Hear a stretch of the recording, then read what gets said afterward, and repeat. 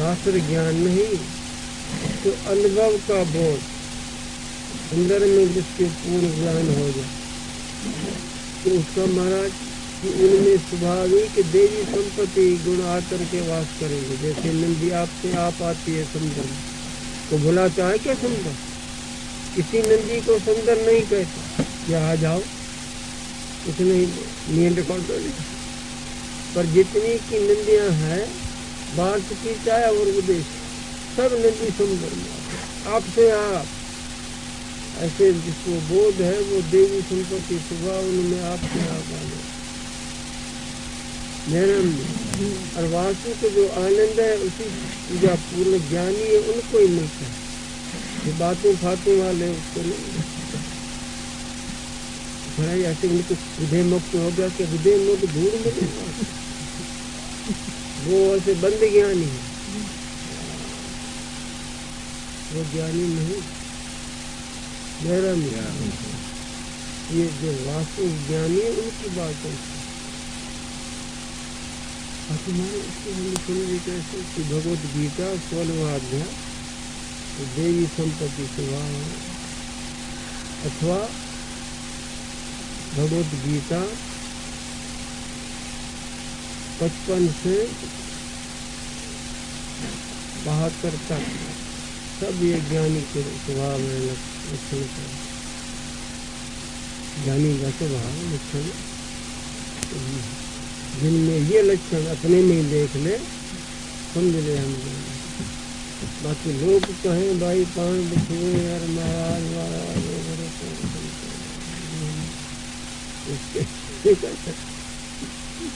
हमने ज्ञानी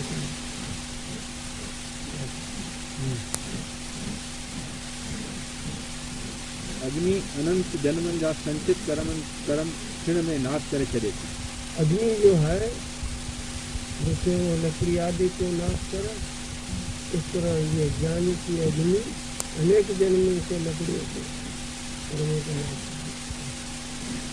वेद में अथवा गीता में फिर तागी गाल के अलावा ये वेदों में उपनिषदों में गीता में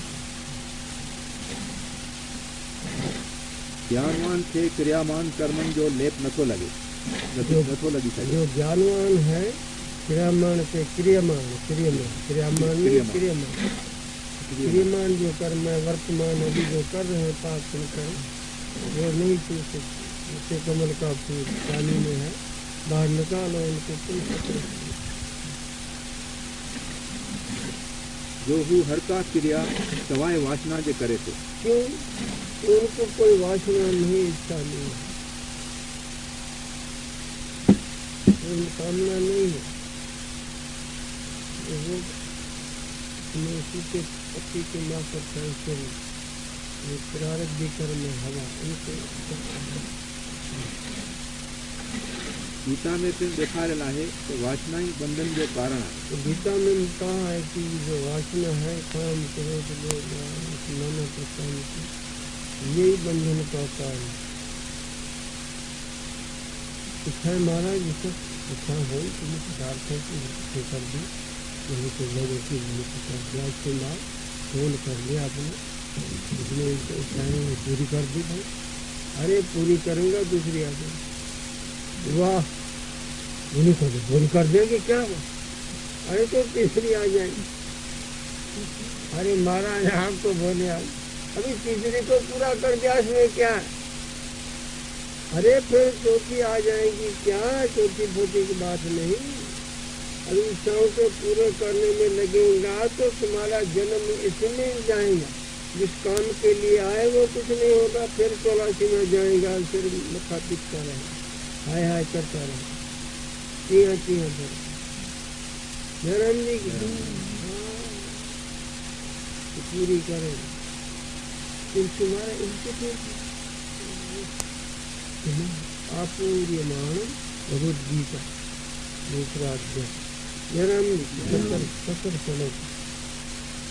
आपूर्यमाणम अचल प्रत्यक्षं समं धर्मापस्प्रवसन्ति यद्वत् तद्वत् कामायं प्रवसन्ति सर्वे शांति मापनोति न काम काम।